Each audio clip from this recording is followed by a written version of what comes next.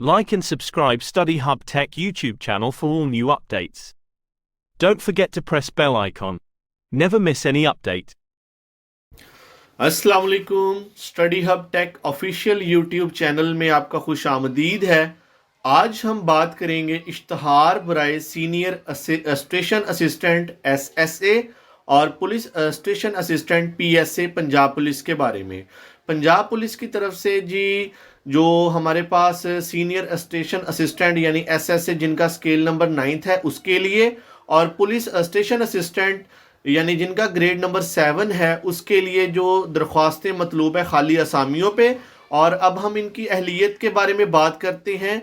और ये जो हमारे पास senior station assistant 9th scale के लिए जो पोस्ट है वो 21 है, और जो हमारे पास स्टेशन असिस्टेंट के लिए उसके लिए जो पोस्ट हैं वो 835 हैं। तो अब हम बात करते हैं कि कौन कौन से उम्मीदवारान इसमें अप्लाई कर सकते हैं। तो सबसे पहले हम SSA यानी सीनियर स्टेशन असिस्टेंट के लिए उम्र की बात करते हैं। तो इसमें जो मर्द ख़वातीन और या जो ख्वाजा सरा हैं वो इसमें अप्लाई कर सकते हैं। और जो उम्र की लिमिट रखी गई है, एज लिमिट इसमें 18 था 25 है। और अगर उम्र में कोई रायत दी जाती है गवर्नमेंट ऑफ पाकिस्तान की जानिब से तो इसमें ऐड की जाएगी, लेकिन फ़िलहाल अभी इसके साथ वो मेंशन नहीं है। तो वो 5 साल की रायत होती है ज़्यादातर। और दूसरी जो सकूनत है इसमें ये चीज़ कही गई है कि जो आपका शनाख्ती कार्ड और डोमिसाइल है वो आपका सेम डिस्ट्रिक्ट का होना चाहिए, मुतलका ज़िला का होना चाहिए जहाँ पे आप अप्लाई कर रहे हैं। तो सिमिलरली यही दो जो उम्र और सकूनत की जो कंडीशन है वो पुलिस स्टेशन असिस्टेंट और सीनियर स्टेशन असिस्टेंट के लिए दोनों के लिए सेम है। लेकिन जो तलीमो तजर्बा है वो सीनियर स्टेशन असिस्टेंट के लिए जो इंटरमीडिएट होना चाहिए, ICS होना चाहिए आपके लिए जो कंप्यूटर साइंस में होता है, और मुतलका शोबा में आपका जो 3 साल का तजर्बा होना चाहिए। और जो अगर हम बात करते हैं पुलिस स्टेशन असिस्टेंट PSA की, तो आपका जो इंटरमीडिएट है वो कंप्यूटर साइंसेज में होना चाहिए, और किसी मंजूर शुदा अदारे से आपका जो कंप्यूटर सर्टिफिकेट है यानी जो बेसिक फाउंडेशन का कोर्स होता है MS ऑफिस का, वो आपके पास उसका डिप्लोमा होना चाहिए। और जो आपकी टाइपिंग स्पीड है वो 35 वर्ड्स पर मिनट इन इंग्लिश होनी चाहिए। और उर्दू में जो एज लिमिट आपके पास जो वर्ड्स पर मिनट लिमिट है वो 25 होनी चाहिए। ये लिमिट थी। तो आप लेफ्ट साइड में देख सकते हैं ये हमारे पास डिस्ट्रिक्ट मेंशन्ड है, और PSA और SSA दोनों की पोस्ट को मेंशन किया गया कि किस ज़िले में कितनी पोस्ट आई है। ठीक है, जो भी दरख्वास्तें मतलूब हैं आप अपने मुतलका ज़िले के मुताबिक पोस्ट देख सकते हैं। ठीक है जी, टोटल यहाँ पे बताया गया PSA की 835 है और दूसरी 21 है। ये मैंने आपको ऑलरेडी पहले बता दिया था। अब हम इसके लिए कौन कौन सी हदायत हैं, कैसे अप्लाई करने, इसके बारे में थोड़ी सी डिस्कशन करते हैं। तो सबसे हम पहले बात करते हैं जो ख्वाहिशमंद उम्मीदवारान जो दरख्वास्त है वो पंजाब पुलिस की ऑफिशियल वेबसाइट यानी www.punjabpolice.government.pk से डाउनलोड कर सकते हैं। ठीक है, ये एक फॉर्म होगा, 5 पेजेस पे मुश्तमिल होगा, और जिसको आपने फिलअप करके जो आपकी मुतलका पुलिस लाइन होगी उसमें सबमिट करवाना है। तो ये जो फॉर्म फिल करने का तरीका हम नेक्स्ट वीडियो में इंशाल्लाह ज़रूर बताएंगे, तो आप नेक्स्ट वीडियो लाजमी देखिएगा। सेकंड, इसमें बताया गया कि दरख्वास्त के साथ एंट्री टेस्ट की जो फीस है 2000 रुपये आपने जमा करवानी होगी।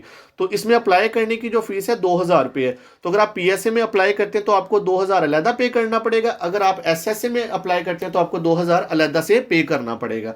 और जो दरख्वास्तें इश्तहारात शाया होने के बाद यानी कि 1-2 दिन हो गए अभी से इसको शाया हुए, और इसकी जो लास्ट डेट है जब तक आप फॉर्म या अपनी एप्लीकेशन वगैरह सबमिट करवा सकते हैं वो 28 अक्टूबर 2023 है।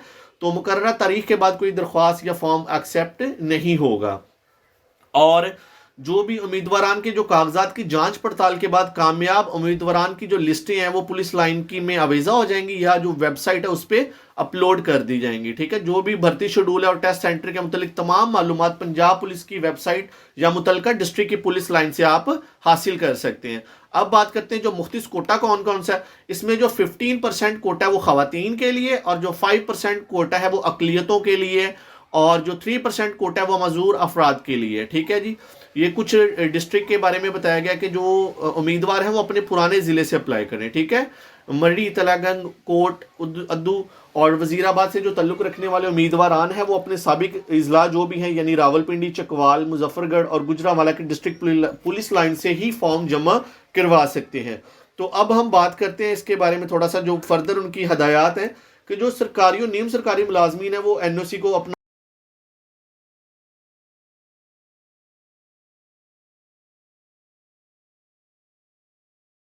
और पास होने वाले जो उम्मीदवारान का जो अगला मरहला है वो स्किल टेस्टिंग होगी, यानी उनका टाइपिंग टेस्ट लिया जाएगा, जिसमें से जो पास होने वाले उम्मीदवारान को जो है वो 3:1 के तनासिब से इंटरव्यू में बुलाया जाएगा।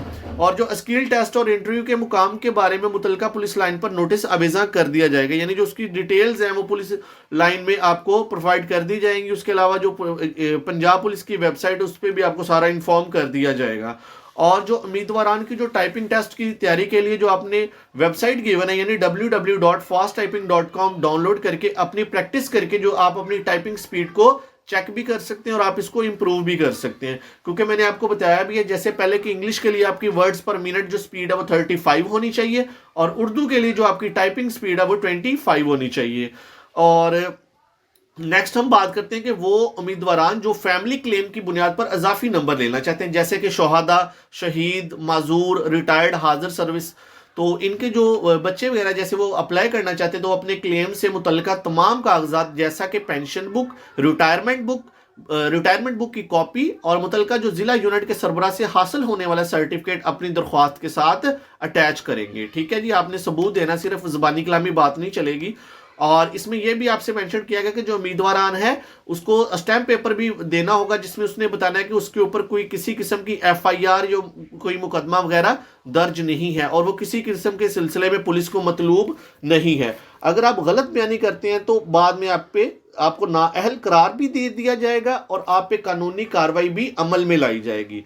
तो सेकेंडली आपको जैसे बताया था कि आपकी अगर जाली स्नाद जो है, जो आप सनद है मैट्रिक की या इंटरमीडिएट की या जो भी बैचलर की, अगर आप वो जाली इस्तेमाल करते हैं, डोमिसाइल हो गया या कौमी शनाख्ती कार्ड या मेडिकल सर्टिफिकेट, अगर ये आप जाली इस्तेमाल करते हैं तो आपकी भर्ती को मनसूख कर दिया जाएगा और आप पे कानूनी कार्रवाई अमल में लाई जाएगी।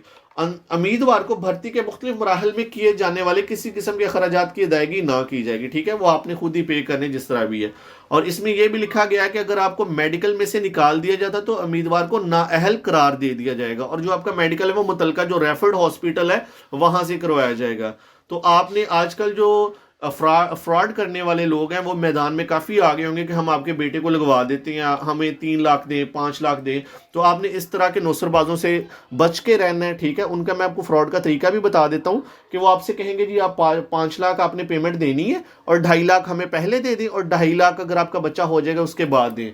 तो होता क्या है कि वो अपनी तरफ से कोई एफर्ट नहीं करते, वो फ्रॉड होता है। ठीक है, और आप इस तरह के पंजाब पुलिस की जो वेबसाइट, ऑफिशियल वेबसाइट, उस पर ये मेंशन भी किया गया कि आपने इस तरह के लोगों से खुद को बचाना है। ठीक है, इस तरह के नौसरबाजों से। तो अगर आपका जो बच्चा वो खुद ही अपनी मेहनत के बलबूते पे पास हो जाता है तो वो आपको क्या कहते हैं जी हमारी एफर्ट से वो बच्चा हुआ है, तो 2.5 लाख आपने पहले पेमेंट की थी और 2.5 लाख आप और कर दें। तो अगर बच्चा वो नहीं होता तो वो आपको कुछ पेमेंट सारी वापस नहीं करते, उसमें से कुछ पार्ट आपको आप कहते हैं जी फिर भी बड़ा शुक्र है जी हमारी रकम वापस आ गई है। तो आपने इस तरह के नौसरबाजों से दूर रहना है, अपने बच्चों को टेस्ट की जो तैयारी है उस पर फोकस करवाना है। ठीक है जी, तो इंशाल्लाह स्टडी हब की नेक्स्ट वीडियो में ये सारी जो फॉर्म डिटेल है 5 पेजेस पे जो मुश्तमिल फॉर्म है उसकी डिटेल आपसे डिस्कस की जाएगी कि किस तरह आपने सारा फिल करना है। Study Hub Tech official YouTube channel को जरूर सब्सक्राइब कीजिएगा, अपनी दुआ में याद रखिएगा। अल्लाह हाफिज।